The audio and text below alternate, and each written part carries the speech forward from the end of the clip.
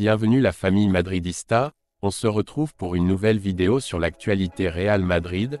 Ancelotti ne veut pas de Brahim Diaz, un problème appelé Rodrigo, geste commenté d'Ancelotti à l'arbitre de Séville, Madrid. Rejoins la chaîne, en vous abonnant pour rater aucune de nos nouvelles vidéos. Je vous partage tous les infos du Real Madrid chaque semaine. N'hésitez pas à vous abonner en activant la cloche de notification pour suivre toutes les dernières informations du Real Madrid. Je vous dis tout, on commence. Ancelotti ne veut pas de Brahim Diaz. Pour l'Italien, c'est un joueur résiduel, il ne croit pas en ses conditions.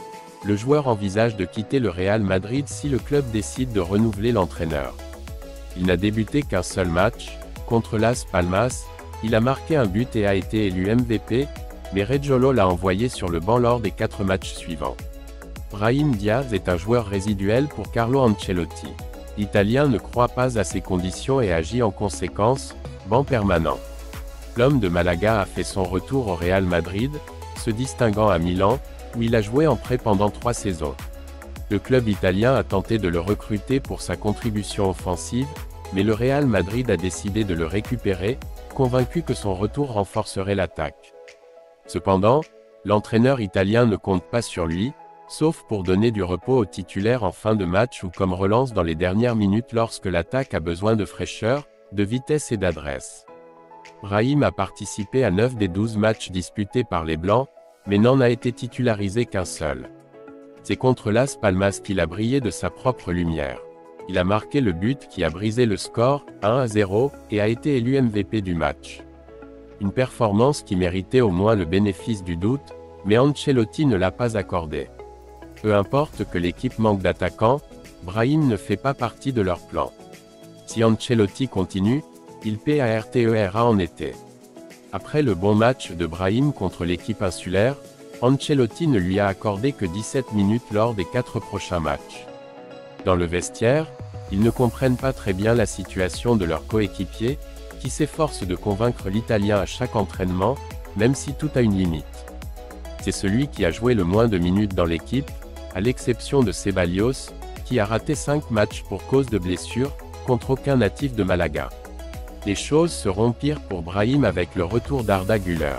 Il peut même dire adieu aux minutes de jeu inutiles, une situation qui lui nuit aux yeux de l'entraîneur Luis de la Fuente, qui le connaît et a toujours compté sur lui lorsqu'il dirigeait les équipes de jeunes. L'homme de Malaga, qui a un contrat jusqu'en 2027, commence à réfléchir à une porte de sortie avec Ancelotti aux commandes. La première est la série à suivre et son prix est abordable, 20 millions d'euros. Il lui est difficile de partir en janvier, mais cet été il cherchera de nouveaux horizons, surtout si l'Italien continue de diriger l'équipe. Un problème appelé Rodrigo. Le Brésilien aura beaucoup de mal à jouer s'il renforce l'équipe avec Mbappé à la barre, une compétition qu'il a perdue avant de commencer. Sa qualité, son travail et son sacrifice sont valorisés, mais son efficacité en attaque est mise en doute avec un but et une passe décisive lors des 10 matchs qu'il a disputés. La situation actuelle du football est accablante, mémoire et Rodrigo en est victime. Le Brésilien a remporté le poste dans une rude compétition avec Asensio au cours des 2 dernières saisons, poussant l'Espagnol à quitter le Real Madrid. C'est désormais lui qui est mis en cause pour ses faibles statistiques et ses performances irrégulières, le bouc émissaire. Pour expliquer les carences offensives de l'équipe d'Ancelotti, un footballeur qui a multiplié sa cote de 40 millions en 2021 à 100 aujourd'hui. Sa jeunesse, 21 ans, est la meilleure garantie qu'il a beaucoup à offrir, mais le Real Madrid pourrait être confronté à un sérieux problème si le club renforce son attaque l'été prochain avec Mbappé à sa tête. De plus, il recherche un buteur qui fermerait encore davantage le chemin du Brésilien dans ses aspirations à trouver une place dans l'équipe de départ. On sait déjà qu'il refuse d'être avant-centre, qu'il n'aime pas ce travail et s'il apporte de la concurrence à Joselu s'il reste, cela réduirait encore plus les options de jeu de Rodrigo. Florentino signe, mais vend aussi des étoiles. Florentino Pérez ne fait pas partie de ceux qui cousent sans fil. Chaque saison, il transfère un de ses joueurs marquants si un bon acheteur se présente. Il l'a déjà fait avec Cristiano Ronaldo, 100 millions plus 17 buts, Varane, 50, Casemiro, 72 plus 13, Kovacic, 45, et Llorente, Odegaard et Achraf, 40, entre autres. Tout n'est pas seulement une question d'achat, Il s'agit aussi de transfert, surtout si le joueur n'est pas content et demande que le club soit vendu. La compétition dans l'équipe blanche est féroce dans une équipe qui se renforce d'année en année et n'est pas de celles qui attendent personne. Rodrigo veut continuer au Real Madrid. En fait, l'entourage du club assure qu'il renouvellera bientôt jusqu'en 2028. Cependant, personne ne doit exclure que si une offre d'1 million de dollars arrive pour son transfert, il pourrait partir à condition de trouver des remplaçants. Le club valorise sa qualité, son travail et son sacrifice, mais des doutes subsistent sur son efficacité en attaque avec un but et une passe décisive lors des 10 matchs qu'il a disputés cette saison. Ils oublient qu'il a été l'un des moteurs de la victoire improbable du 14e, et que son profil disciplinaire est exemplaire par rapport à d'autres joueurs comme Vinicius. Le joueur est conscient de sa situation, mais n'abandonne pas. Il a la qualité d'ennuyer et va se battre pour montrer qu'il a sa place dans l'équipe blanche.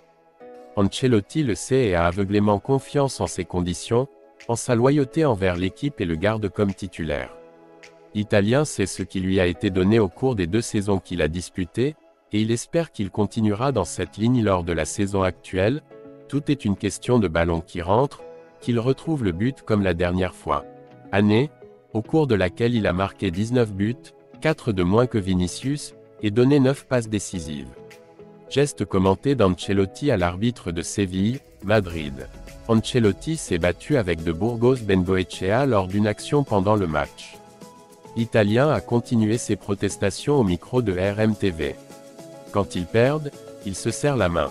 C'est ainsi que retentit l'hymne du Real Madrid, même si dans la capitale il est de plus en plus difficile de reconnaître le mérite d'un rival dans un mauvais résultat. Lors du match Séville-Real Madrid, l'attitude des Blancs n'a pas fait exception.